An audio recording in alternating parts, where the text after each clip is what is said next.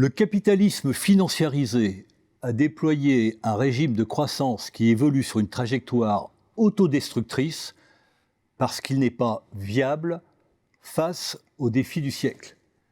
Michel Aglietta, bonjour. Bonjour.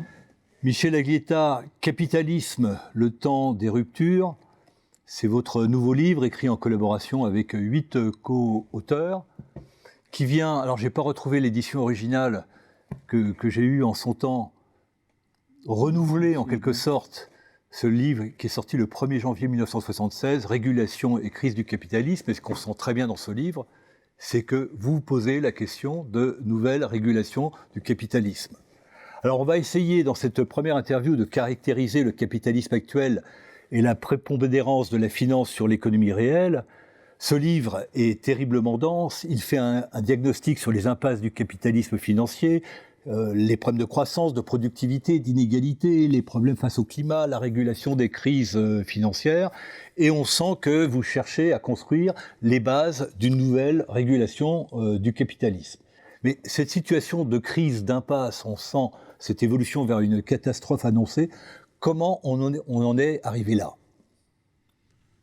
On en arrive là dans l'histoire, je veux dire. C'était la manière dont j'ai travaillé depuis que j'ai commencé à réfléchir sur les grands changements sociaux qui sont liés au développement du capitalisme, c'est que c'est une trajectoire historique qui transforme les sociétés, qui s'inscrit dans l'histoire et qui passe par des périodes qui sont des périodes dites de régime de croissance, où par conséquent, on a pu montrer que des institutions sont parce que le capitalisme, il faut revenir à Marx, c'est d'abord une contradiction fondamentale dans la société, dans la mesure où c'est un rapport qui va opposer l'accumulation du capital et le travail.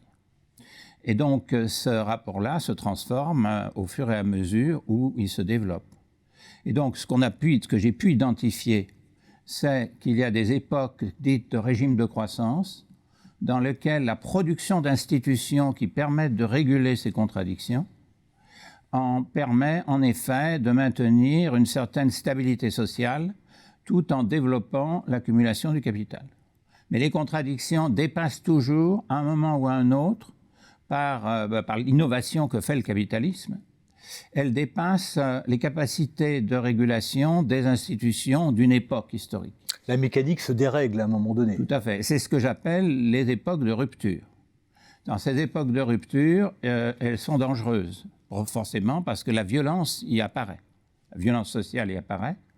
Et la recherche de nouvelles formes institutionnelles est un processus qu'on a du mal à comprendre. C'est un processus dans lequel les transformations que la société produit par la violence des contradictions qui deviennent apparentes, produit une nouvelle réalité, c'est-à-dire en particulier de nouvelles entités politiques, de nouvelles institutions qui parviennent à définir un nouveau régime de croissance.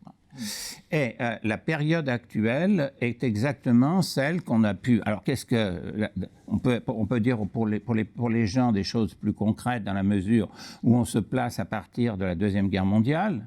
Après la Deuxième Guerre mondiale, qui elle-même résulte de la grande crise des années 30 et des guerres, c'est-à-dire un maximum de contradictions, elle produit un régime de croissance, en effet, par lequel... Avec un compromis. Qui se fait sur la base d'un compromis social, que j'appelle moi capitalisme contractuel, ou qu'on peut appeler fordiste. Vous ne voulez plus l'appeler fordiste. Oui, ça m'a frappé dans le livre. C'est un mot très, je veux dire, c'est intéressant parce qu'il renvoie aux États-Unis, etc. Mais si on va au fond des choses, ça veut dire qu'en effet, il y a une contractualisation de la contradiction majeure du rapport salarial. Par l'intermédiaire de la négociation collective des salaires, par l'intermédiaire de la protection sociale. Donc, il y a une pacification de la contradiction la plus fondamentale du capitalisme. Alors, ce compromis... Ça, c'est mis en cause. Ce compromis va disparaître. Il va rentrer en crise dans les années 1970 sous la forme d'une crise inflationniste. Et donc, Il a crise inflationniste parce que son processus central est bien lié à la relation salaire-prix à partir des prix. La crise inflationniste était en quelque sorte une fuite en avant pour essayer d'échapper à cette tension. Qui elle-même résulte du développement, d'innovation, d'affaiblissement de la productivité des manufactures, etc., qui a fait que la relation salaire-profit s'est envenimée fortement et s'est traduit en spirale inflationniste. Et donc la solution de ce processus-là, qui a été de casser l'inflation, a mis en avant le rôle fondamental de la monnaie, d'ailleurs, qui était toujours présent, mais qui apparaît vraiment crucial à ce moment-là, puisque c'est bien... La monnaie qui se détache de l'or totalement. C'est bien la valeur de la monnaie qui est en cause dans une crise inflationniste qui tente à déraper éventuellement vers l'hyperinflation, c'est-à-dire vers une destruction de la monnaie. Donc on détruit le rapport de base des sociétés marchandes, quoi, en quelque sorte. Et donc c'est ça qui va créer une crise très violente, dont la solution se trouve dans l'avancée du rôle de la finance, c'est-à-dire dans ce fameux néolibéralisme. C'est-à-dire qu'on passe d'un régime politique qui est un régime que l'on peut, c'est pour ça que je l'appelle contractuel, je vais dire, entre classes sociales, à un régime qui met de la finance au cœur de l'économie, et même plus. Mais cette arrivée de la finance au cœur de l'économie pour résoudre le problème de la crise inflationniste, la crise de régulation précédente, cette arrivée de la finance n'est pas arrivée par hasard. Il y a une construction doctrinale, idéologique pour arriver là. Alors effectivement, cette construction idéologique qui va avec, c'est évidemment intéressant, c'est la transformation de la conception même théorique de l'économie de marché. En effet, on sait que, disons, depuis Walras, il y a une tentative de dire il peut y avoir une autorégulation des marchés sous la forme de ce qu'on appelle l'équilibre général de concurrence parfaite. Elle est reprise ensuite dans les années 50 sous la forme d'un théorème, mais aucun des auteurs, que ce soit, alors même depuis Adam Smith d'ailleurs, depuis la notion de main invisible, aucun des auteurs qui ont produit ces conceptions n'ont pensé autre chose que ce que c'était quelque chose de normatif. Ils n'ont jamais mis en avant le fait qu'une société concrète pouvait faire ça, puisqu'on n'a jamais pu montrer qu'à partir d'une situation quelconque, on pouvait aller vers la concurrence parfaite. Personne n'a pu montrer un tel Dans une idée théorique abstraite, on peut construire intellectuellement quelque chose d'abstrait qui donnerait l'impression que l'équilibre général est possible, mais dans la réalité, personne... C'est parce que nous sommes de culture hellénistique, la caverne de Platon, il y a le devoir-être qui doit être parfait. Ça, c'est la vision occidentale. Il y a une perfection à atteindre, dans tous les ordres. Et puis il y a la réalité empirique. Et le problème, cette réalité, tout le monde savait que que c'est impossible d'aller de l'un à l'autre. Bon. Alors, c'est comme ça que les sociétés font l'histoire d'ailleurs, sinon il n'y aurait plus d'histoire. Ce qui s'est passé à partir des années 60, même ça a commencé, mais c'était inconnu. À partir de 1947, sous l'autorité de Hayek, joue le rôle absolument fondamental là-dedans. La Société du Mont Pèlerin ? Absolument. C'est de penser, si vous voulez, qu'il va exister une logique qu'on avait appelée logique d'anticipation rationnelle, d'efficience de la finance, qui est telle que tout peut se passer comme si les individus connaissaient le modèle vrai de l'économie, il y avait un modèle vrai de l'économie qu'ils connaissent, et par conséquent, tout se passe comme s'il y avait un seul individu appelé agent représentatif. Et ça se développe au plan macroéconomique dans cette période des années 70. Les auteurs sont Sargent et Lucas, et ceci va mener à l'idée que on peut piloter l'économie à partir de cette notion, et par conséquent, la monnaie peut être neutre, on n'a plus à s'occuper de la monnaie, sauf à maintenir son propre prix, qui est donc ce qu'on appelle l'ancrage monétaire. Et c'est ça qui est l'armature institutionnelle sur laquelle se développe la finance à partir des années 1980. Alors, c'est-à-dire cette notion-là de maîtrise de l'inflation, hein, ça s'appelle comme ça empiriquement, donc de contrôle de l'unité de compte, est la seule relation que la monnaie peut avoir dans cette hypothèse. Elle n'a aucun effet réel, hein, c'est ça qui est important. Elle n'agit pas sur l'économie autrement qu'en ancrant, hein, en effet, l'unité de compte. Alors, ce système, j'allais presque dire, ce mode de régulation a fonctionné pendant 3 décennies. Il a vécu la globalisation, la montée des émergents, etc. En effet, on peut dire que la 4e décennie, il est déjà en crise. À partir de 2008, il est en crise. Oui, symbolisé par la chute de Lehman et la crise financière de 2008. Non, mais pourquoi est-ce qu'il est en crise? Il faut voir un peu les choses. C'est pour ça que je dis, ici, c'est un travail sur l'épistémologie aussi. C'est que les économistes standards pensent avoir un paradigme. En fait, ils n'en ont pas. C'est une norme, si vous voulez, qui est une norme idéologique. Pourquoi? Parce que la crise de 2008 est incompatible logiquement avec l'hypothèse d'efficience de la finance. Donc, ça tombe normalement sous le coup, disons, ça tombe sous le coup du fait que lorsqu'un paradigme est violé par une réalité empirique, qui est une réalité, c'est donc le théorème de réfutation de Popper, hein, c'est-à-dire une réalité empirique qui la viole complètement, c'est-à-dire que rappelons ce qu'a dit Bernanke le 15 septembre 2008, hein, la finance disparaissait complètement, hein, c'est-à-dire que le marché de la liquidité, personne ne se prêtait plus, toutes les relations étaient bloquées. Si les banques centrales ne prenaient pas en charge la finance, elles disparaissaient. Ce qui veut dire que ce paradigme doit être réfuté. Et notre analyse, c'est de partir d'une réfutation de ce paradigme.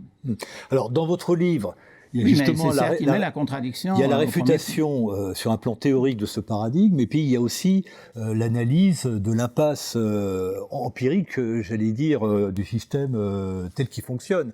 Alors, les banques ont réagi, enfin les banques centrales ont réagi par, on va dire, une immersion de monnaie.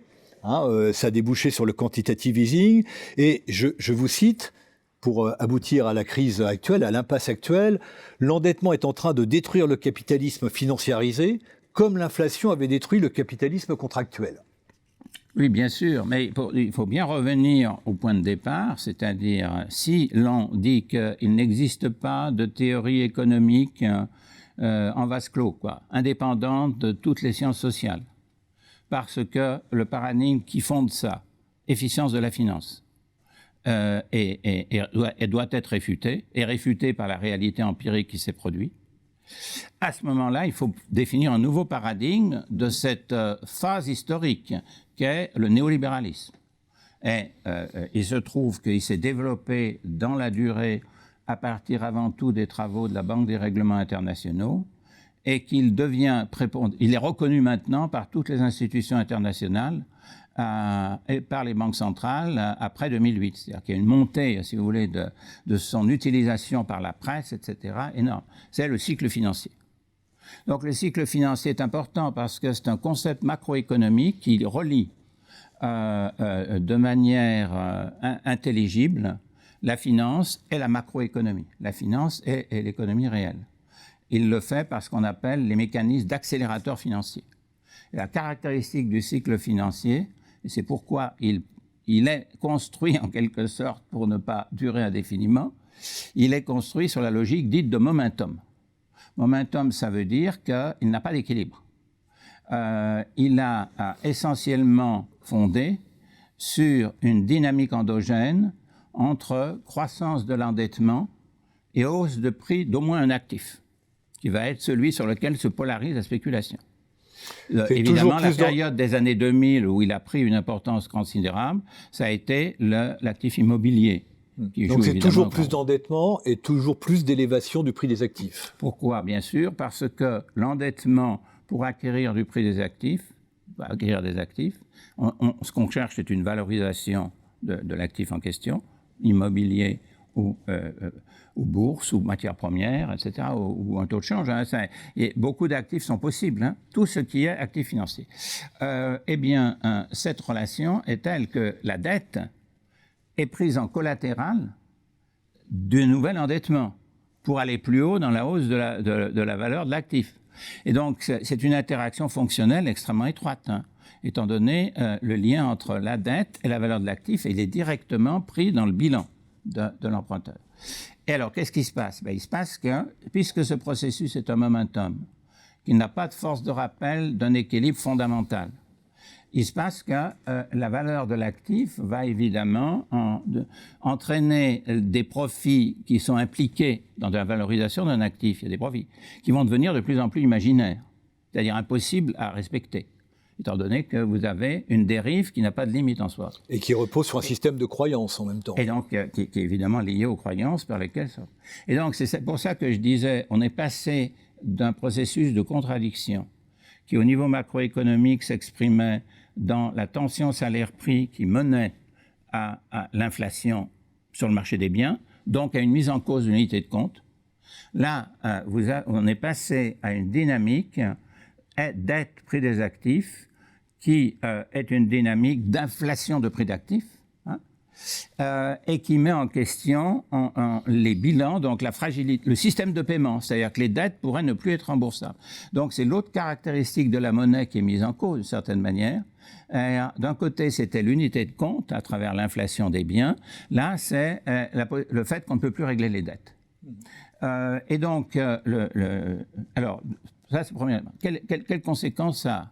Sur le plan empirique, on constate que ce cycle financier qu'on estime, enfin, qui est estimé dans le livre, hein, d'ailleurs, notamment pour l'Europe, à partir d'un économiste qui travaille avec nous, qui a travaillé là-dessus complètement, fait sa thèse là-dessus, et il a été recruté au Fonds monétaire très rapidement.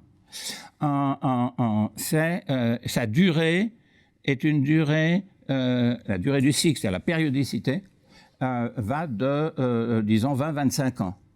C'est-à-dire qu'elle est plus longue que celle de cycle conjoncturel.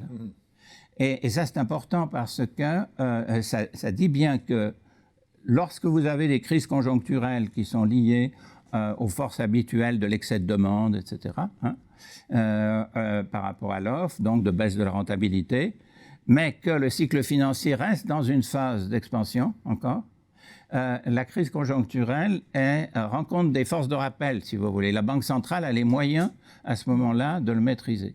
Dans les époques où les deux coïncident, à ce moment-là, l'effet, à cause de l'inversion des processus, si vous voulez, qui mènent au lien entre finance et économie par l'intermédiaire du déséquilibre des bilans, hein, ceci entraîne des crises beaucoup plus importantes, parce que vous avez tout d'un coup, la dette devient beaucoup trop élevée. Dès que le collatéral baisse en valeur de manière très importante, puisqu'un prix d'actif se retourne très violemment dans une crise par nature, à ce moment-là, la dette apparaît comme étant très excessive.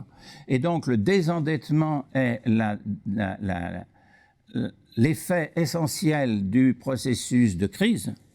Et le désendettement peut durer très longtemps, et comme il entraîne des effets négatifs sur l'investissement, donc sur la productivité, en même temps qu'un manque de demande, vous pouvez avoir ce qu'on a appelé stagnation séculaire, c'est-à-dire un processus de longue durée de croissance très basse. On va y revenir, Michel Aglietta. J'ai dit en introduction que votre livre était très dense. On va prendre la suite dans une seconde interview. Je remercie, Michel. Merci beaucoup.